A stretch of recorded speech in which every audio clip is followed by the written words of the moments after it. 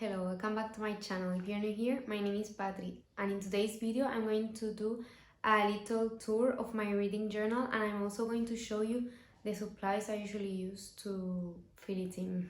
Okay, first I'm going to show you how I used to do it last year.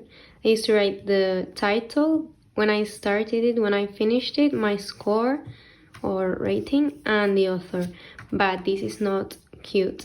I just had it so I could see in paper the books that I read. But this year I wanted to do a reading journal with pretty pages and colors and all that stuff with the covers.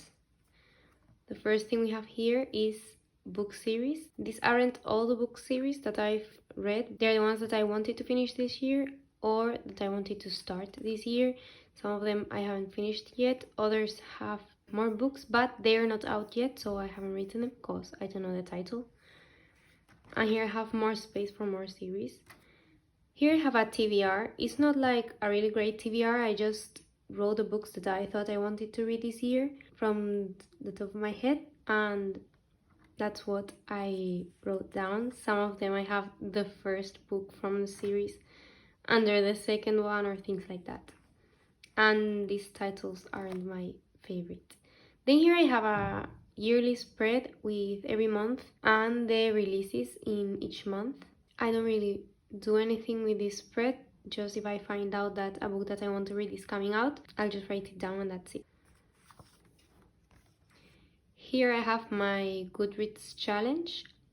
I have 75 books in my challenge, not this many, but I'm pretty confident that I'm going to go over 75. So I've got like 140 something, I think, just in case. And I have color coded the books that I read. So the pink squares are romance, the purple ones are fantasy, the blue ones are mystery, thriller, dark academia, that type of vibe. And then green, dystopian. I haven't read any dystopian books this year. And here in my monthly tracker, when the month finishes, I just put all the colors together to see how much I read of every genre. Here I did a spread specifically for Mariana Zapata because last year I read my first book from her and I was in love, so I decided I wanted to read all of her books. And every time I read one, I write the title, the date, the rating, and I stick the cover and all that stuff. And I left these 2 pages because she has a lot of books. Then in the next page I'm going to show my January reads. If you haven't read ACOTAR, you want to read it and you don't want to see any spoilers, don't look at the right page, like at the page on the right, because it has some spoilers. Some things are spoilers, others are my intuition, but don't read it if you don't want any spoilers. Okay, so here I stack all the covers.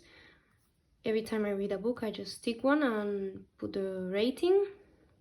And I have a little flip through of all the covers because this book that I read are 3 novellas in one book, and I wanted to stick the little covers to see them properly. Then here I have a quote from Magnolia Parks, and here I have a little spread that I made for the ACOTAR series. I didn't really know what to put, but I think it turned out pretty cute. And here I have my month stats. Every month I write the books that I read, the pages that I read, the average rating, and my favorites. I don't really know what to put on my favorites every month because I had several 5 stars and they are different genres, so I don't really know how to choose. I chose ACOTAR in this case because I read the whole series this month, so I just chose it that way. Then I decided to do a tracking log. This should have been at the beginning before every monthly spread, but I didn't think about it beforehand. And I wanted to have a list of all the books that I'm reading and the number of the book from that year and the pages from every book. And I only got to write 68, so I did a second one because I'm pretty confident that I'm going to read more than 68 books this year. Then in my next spread we have my February reads, I did the same thing with the covers in this month, but I changed it for the month of March because it left a lot of space and I'm not so creative to do a drawing every month or a little spread of a specific book. So I did a drawing about one of the books, and here I have my monthly stats again. The title, I did it with Valentine theme because the month of love and all that stuff. Then I have books read, pages read, average rating, and my favorite book, that was Things We Never Got Over. And then I have my March reads. I just started this. I'm filming this the 3rd of March, so I had only had time to read Collided, and I changed this up a little bit. I'm doing the rating underneath, and on the side I'm writing the main characters because I'm really bad with names and I always forget the names of the characters from each book that I read. So this way I can have a quick access to the names. I already drew my month stats box, but obviously it's empty.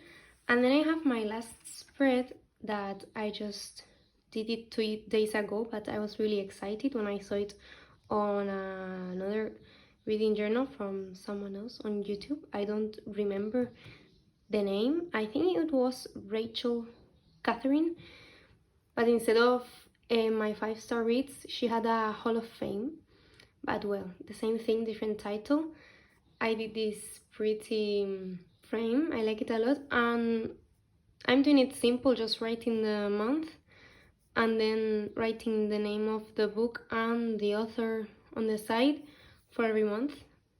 And that's everything I have until now. I hope you liked it. I think my favorite spread is this one, and I love having covers to stick. These are my supplies. I have this Ferrero box that I ate and it's falling a little bit, but well. I have this little glue. It just has little stickers and I just take one by one with my finger instead of using it like this because I don't want to waste it and I think it's a more intelligent use of it. And then I printed in advance all the covers that I think I'm going to read, so I can have them and stick them as I finish my books instead of having to wait to print them out. And this way I can print, I think, like 30 or something covers in every page instead of printing 1 or 2 covers, because that would be a waste of space.